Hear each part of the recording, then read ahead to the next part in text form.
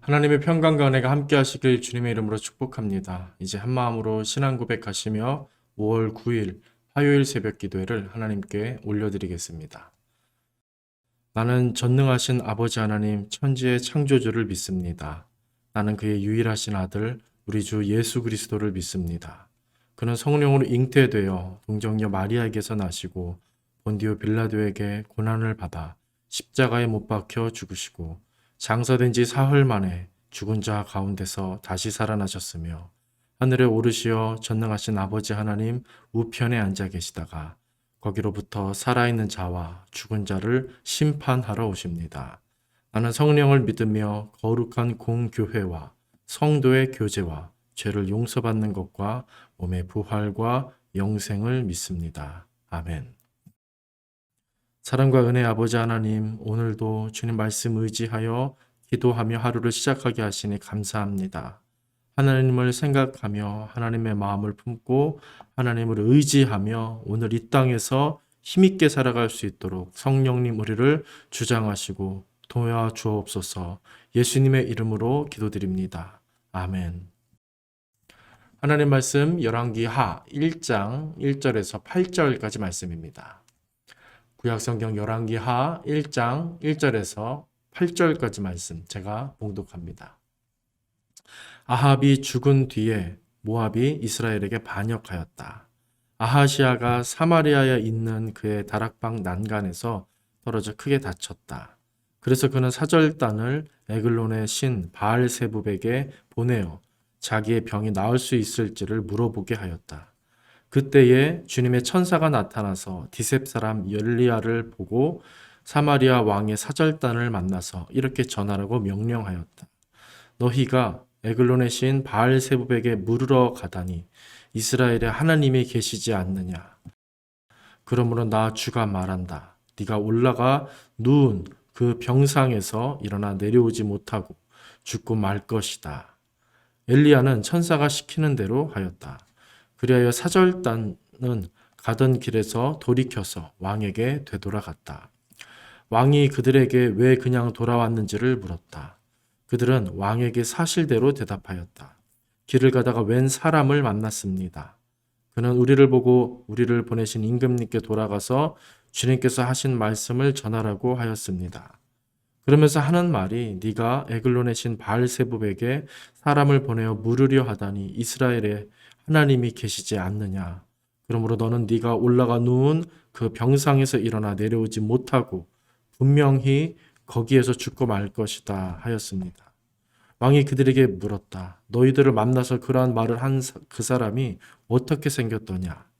그들이 왕에게 대답하였다. 털이 많고 허리에는 가죽띠를 띠고 있었습니다. 그러자 왕은 그는 분명 디셉 사람 엘리야다 하고 외쳤다.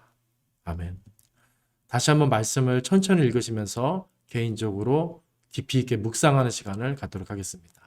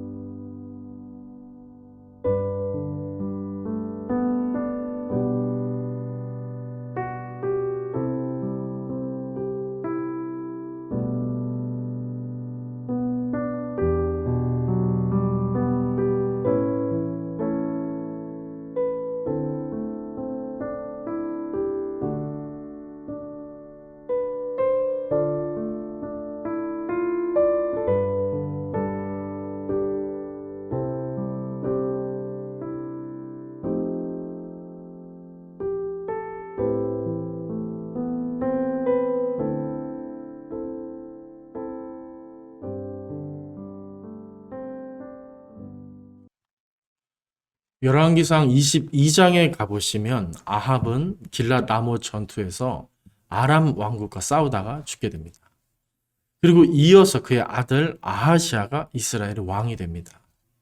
그런데 그가 어떤 사람이었냐면 열왕기상 22장 52절과 3절에 나와 있는데 여호와 보시기에 악을 행하는 그 수준이 아비와 같았고 어미와 같았고 또 이스라엘의 그 악의 대표격인 시초격이 되는 여로보암과도 같은 수준이었다라고 이 아하시아 왕에 대해 성경은 기록하고 있습니다.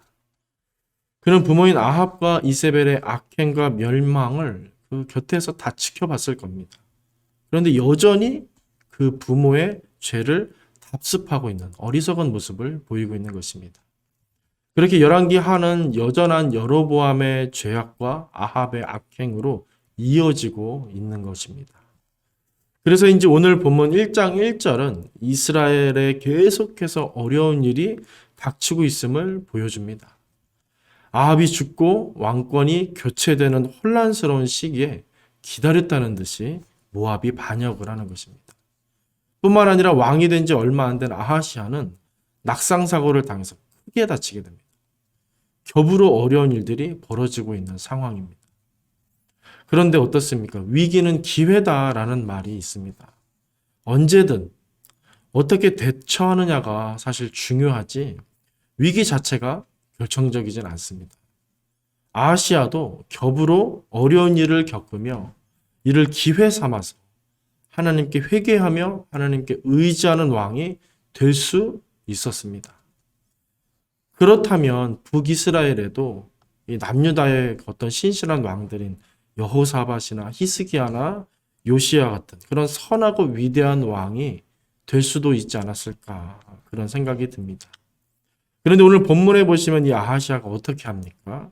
고민도 안 해보고 에글론의 신 바알 세붑을 의지하는 모습을 보여주는 것입니다. 그러자 바로 하나님이 등장하시며 개입하시는데 천사를 통해 엘리야에게 나타나십니다. 그리고 말씀하시는데 그 내용이 무엇이었습니까? 내가 올라가 누운 그 병상에서 일어나 내려오지 못할 것이다. 그곳에서 누운 그 자리에서 죽게 될 것이다.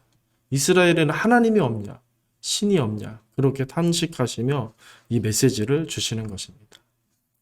엘리야는 이 말씀을 받고 이 왕의 사절단을 만나서 이 말씀을 전했는데 이 사절단들은 이 바알 세붑으로 가지 않고 이 길을 돌려서 왕에게 되돌아가 이 말을 그대로 전하는 것입니다. 그러자 왕은 그 사람이 누구인지를 물었죠.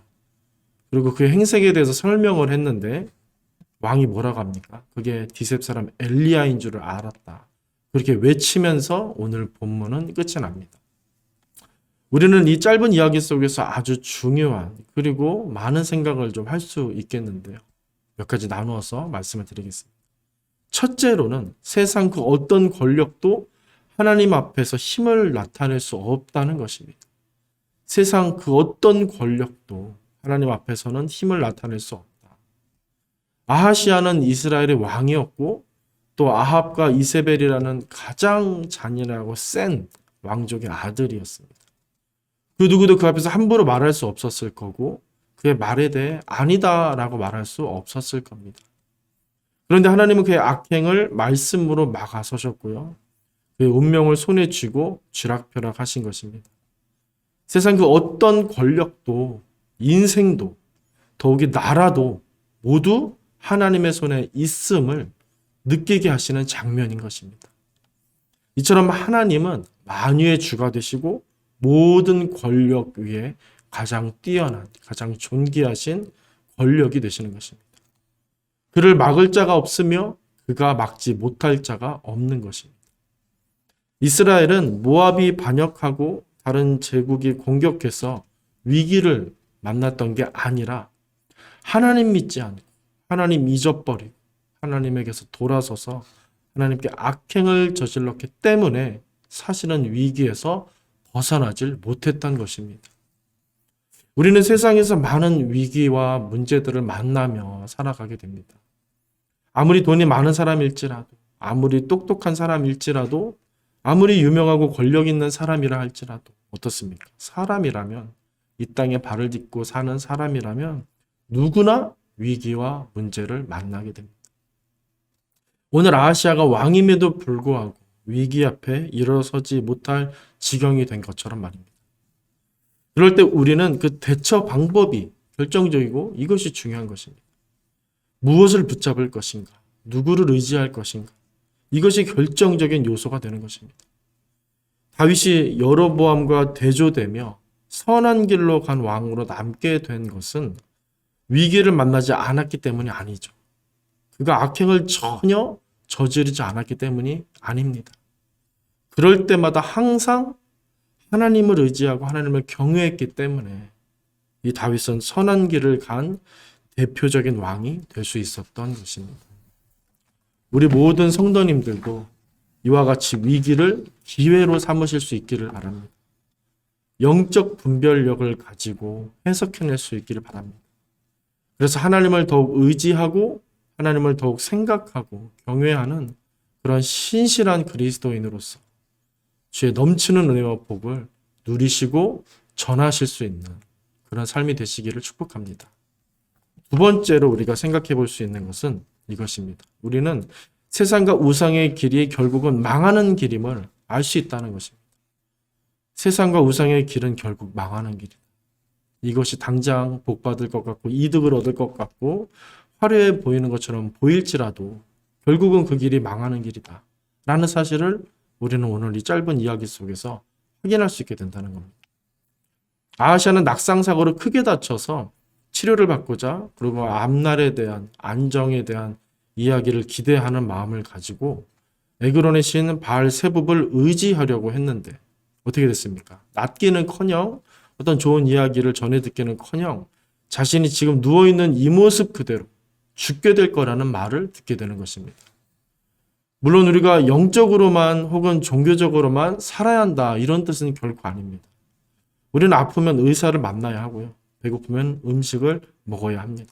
교회만 온다고 다 될 것이 아닙니다. 우리는 가족들을 부양하기 위해 일해야 합니다. 그리고 스트레스 해소를 위해 또 즐거움을 위해 여가 시간도 잘 보내야 합니다. 매일매일 교회에 나와 예배만 드리고 성경만 보고 기도만 해야 한다는 뜻이 결코 아닌 것입니다. 우리는 이 세상에서 사는 동안 이 세상에서 필요한 것을 얻고 또 일을 하고 그렇게 세상에 좋은 것들을 누리기도 하며 살아야 하는 것입니다. 하지만 우리 믿는 사람은 한 가지가 분명 달라야 하는데 그것이 무엇이겠습니까? 이 모든 것들이 주님의 은혜로 가능하다는 것을 잊지 말아야 한다는 것. 그리고 그렇기 때문에 감사하는 삶, 그리고 예배하는 삶을 살아야 할 것입니다. 우리는 종교인은 아닐지라도 예배자인 것입니다. 종교인은 아니지만 예배자라는 겁니다. 그리고 선교자의 어떤 사명을 우리는 제자로서 또 생각해야 되는데 우리 이런 삶을 통해 세상 많은 사람들로 하여금 이 세상의 주인이 하나님이다. 이 사실을 알게 하도록 이 땅에서 믿음으로 이렇게 예배자답게 그렇게 살아가는 그래서 하나님을 나타낼 수 있는 삶을 우리는 살아야 한다는 것입니다. 우리는 아프면 병원에 가지만 기도해야 하는 것입니다. 사람 인생은 어떻게 될지 모르는 것이며 또 아무리 의사라 해도 어떻습니까? 연약한 인간입니다. 부족한 사람입니다. 그렇기 때문에 동시에 그분이 주관자라는 사실을 또 우리가 기억하며 믿음으로 하나님께 간구하며 기도하며 그렇게 이 땅에서 살아야 한다는 것입니다.